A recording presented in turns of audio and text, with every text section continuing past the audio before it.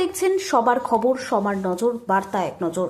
দর্শন, নতুন পুলিশ সুপারে 2026-এর বিধানসভা ভোট ঘোষণা হওয়ার পর নির্বাচন কমিশন বিভিন্ন জেলায় পুলিশ কমিশনার থেকে পুলিশ সুপার পরিবর্তন করেন। সেই মতো হুগলি জেলা গ্রামীণ পুলিশের পুলিশ সুপার ছিলেন কামনাশিস সেন। তার পরিবর্তে নতুন পুলিশ সুপার এসেছেন কুমার সানিরাজ। তিনি আজ বেশ কিছু থানা পরিদর্শন করেন। প্রথমে তিনি কামারকুণ্ড অফিস থেকে বেরিয়ে সোজা যান ধনিয়াখালী থানা, সেখান থেকে পরে গুড়াব, দাঁতপুর, পোলবা, মগরা, সবশেষে যান পান্ডুয়া ও বলাগড় থানায়।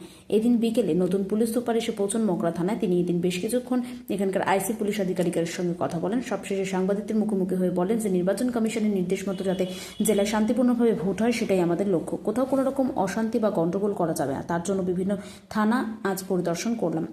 এখনো পর্যন্ত সব থানার পুলিশ অফিসারেরা ভালো মতো কাজ করছে। আরও কি বলছেন শুনবো। হুগলির মগরা থেকে রাজেশ দেবনাথ, বার্তা এক নজর।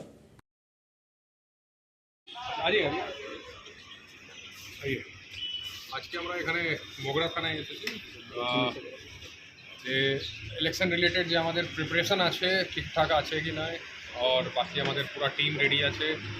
তো ওখানে ইলেকশন কমিশন দিক থেকে আমরা কিছু ইনস্ট্রাকশন ছিল যে বলা হয়েছিল সব থানা ওনা সব অফিসারকে জানিয়ে দিতে।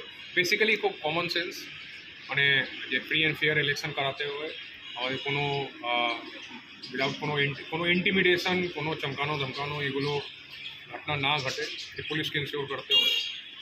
और বাকি যে আমাদের এফএসটি, এসএসটি, নাকা এগুলো অনেকটা টিমগুলো যে ইলেকশন কমিশনের পক্ষ থেকে যে বলা হয়েছে সব অলরেডি আমাদের চালু হয়ে গেছে।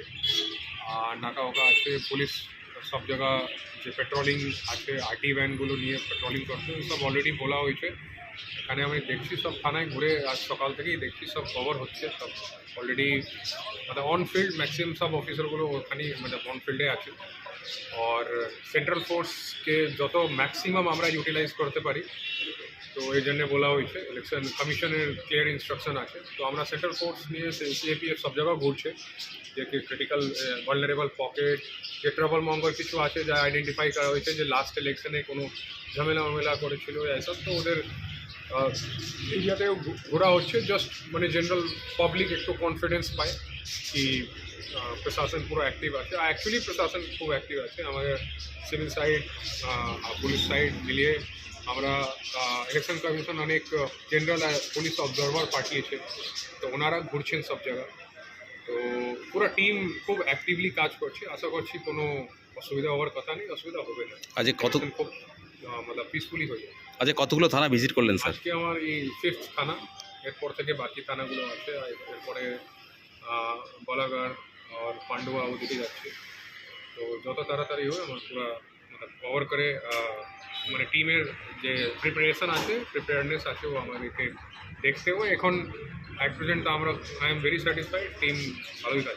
ইলেকশন পর তো স্যার রামনবমী মেজর কনসার্ন, জেসে কালকে দেখলেন আপনারা ঈদ খুব সুন্দরভাবে এখানে হলো, কোনো অসুবিধা কোনো অপ্রিয় ঘটনা হলো না।